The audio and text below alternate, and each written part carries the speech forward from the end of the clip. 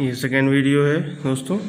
जैसे कि हम लोगों ने जो घटनाएं, महत्वपूर्ण घटनाएं थी शीत युद्ध के समय की, उसमें बात करने के लिए हम लोगों ने कहा था सेकेंड वीडियो में उस पर बात होगी। सबसे पहले जो बर्लिन ब्लॉकेज हुआ था, बर्लिन की घेराबंदी हुई थी 1948 में। जैसे ही सोवियत संघ और सहयोगी देशों के बीच तनाव बढ़ा, सोवियत संघ ने 1948 में बर्लिन की घेराबंदी शुरू कर दी थी। बर्लिन की घेराबंदी सोवियत संघ द्वारा सहयोगी देशों के नियंत्रण वाले बर्लिन क्षेत्र और उनकी गतिशीलता को सीमित करने का प्रयास था। इसके अतिरिक्त 13 अगस्त 1961 में को जर्मन डेमोक्रेटिक रिपब्लिक पूर्वी जर्मनी की साम्यवादी सरकार ने, मीन्स कम्युनिस्ट गवर्नमेंट ने, पूर्वी और पश्चिमी बर्लिन के बीच एक कांटेदार बाड़ और कंक्रीट की दीवार, मतलब बर्लिन की दीवार का निर्माण शुरू कर दिया।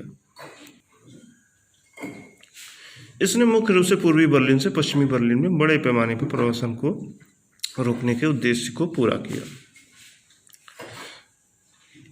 विशेष परिस्थितियों को छोड़कर पूर्वी और पश्चिमी बर्लिन के लोगों को सीमा पार करने की अनुमति नहीं दी गई थी।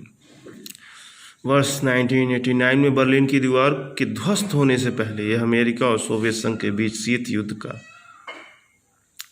महत्वपूर्ण प्रतीक स्मारक बना रहा। आइए दोस्तों, हम लोग थोड़ा सा बर्लिन की दीवार का इतिहास भी जान लेते हैं लगे हाथ। सहयोगी देश अमेरिका, यूके, फ्रांस और सोवियत संघ साथ मिलकर द्वितीय विश्व युद्ध में नाजी जर्मनी को पराजित किया था,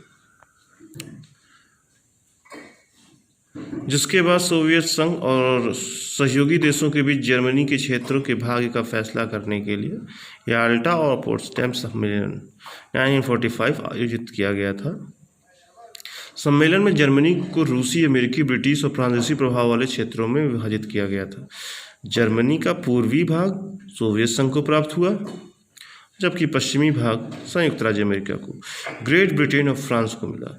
इसका मतलब दोस्तों ये हुआ कि जर्मनी के 2 टुकड़े हुए और एक टुकड़ा जो है संयुक्त राज्य को मिला और एक जो है सोवियत संघ को मिला। राजधानी के रूप में बर्लिन को भी इसी प्रकार पूर्वी और पश्चिमी भाग में विभाजित किया गया। यद्यपि बर्लिन रूसी हिस्से वाले जर्मन क्षेत्र के मध्य में स्थित था। सहयोगी देशों के नियंत्रण वाले क्षेत्रों के आपसी विलय से फेडरल रिपब्लिक ऑफ जर्मनी, मतलब FRG या पश्चिमी जर्मनी का निर्माण हुआ, जबकि सोवियत नियंत्रण वाला क्षेत्र जर्मन डेमोक्रेटिक रिपब्लिक GDR या पूर्वी जर्मनी बन गया।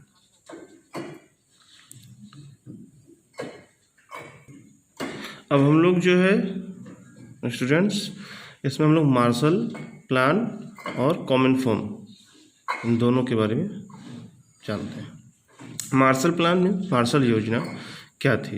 1947 में अमेरिकी विदेश मंत्री जॉर्ज मार्शल ने यूरोपीय पुनर्निर्माण कार्यक्रम means European recovery programme ERP का अनावरण किया, मीन्स स्टार्ट किया, और उसके आवश्यकता अनुसार आर्थिक और वित्तीय मदद की पेशकश की।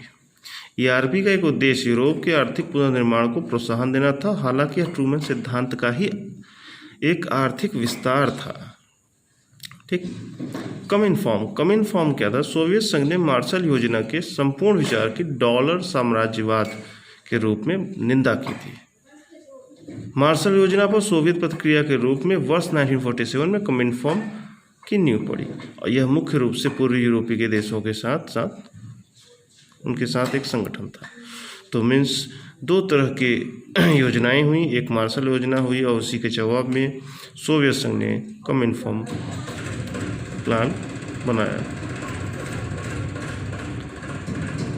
और इसके साथ ही दोस्तों हम लोग जो है अब नाटो और वार्सा, इन दोनों पैक्ट्स को जानते हैं। NATO, North Atlantic Treaty organisation, उत्तरी अटलांटिक संधि संगठन। सोवियत संघ द्वारा बर्लिन की घेराबंदी ने पश्चिम की सैन्य कमजोरी को प्रकट किया था, जिससे वे निश्चित तौर पर सैन्य तैयारी करने को प्रेरित हुए। परिणाम स्वरूप वर्ष 1948 में मुख्य रूप से पश्चिमी यूरोप के देशों ने युद्ध के मामले में सैन्य सहयोग का वादा करते हुए ब्रुसेल्स रक्षा संधि, ब्रुसेल्स डिफेंस ट्रीटी पर हस्ताक्षर किया था।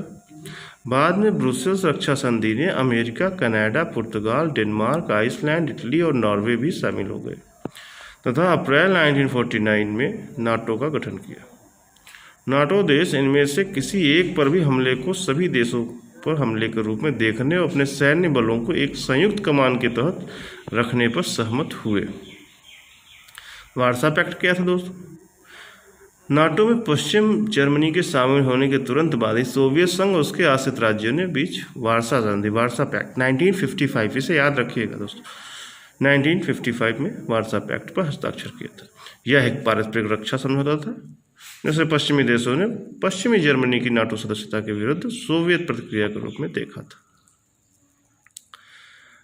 कोल्ड वॉर में केवल पॉलिसीज में ही टकराहट नहीं थी दोस्तों, उनकी रेस हर जगह फैली हुई थी। हम लोग देखते हैं कि अंतरिक्ष में भी स्पेस रेस भी उनके बीच हुई। क्या हुआ? शीत युद्ध की प्रतिद्वंद्विता में अंतरिक्ष अन्वेषण का एक और नाटकीय क्षेत्र के रूप में उभार हुआ। आप लोगों की जानकारी के लिए मैं चर्चा कर रहा हूँ, थोड़ा इस पर ध्यान दीजिएगा, बहुत ही इम्पोर्टेंट है।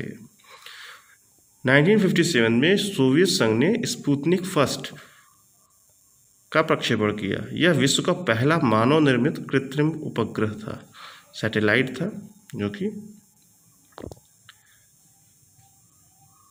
ह्यूमन मेड था पहली पूरी तरह से, जिसे पृथ्वी की कक्षा में स्थापित करना था।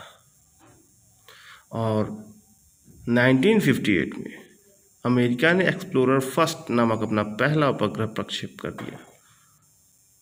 इस अंतरिक्ष प्रतिस्पर्धा में अंततः जीत अमेरिका की हुई जब इसने 1969 में सफलतापूर्वक चंद्रमा की सतह पर पहला मानव नील आर्मस्ट्रॉन्ग को भेजा था। ठीक, हथियारों में भी प्रतिस्पर्धा हुई। सोवियत संघ पर अमेरिकी नियंत्रण नीति ने संयुक्त राज्य अमेरिका को वृहद पैमाने पर हथियारों का संग्रहकर्ता बना दिया और प्रतिक्रिया में सोवियत संघ ने भी यही किया। वृहद पैमाने पर परमाणु हथियारों का विकास हुआ और विश्व ने परमाणु युग में प्रवेश किया।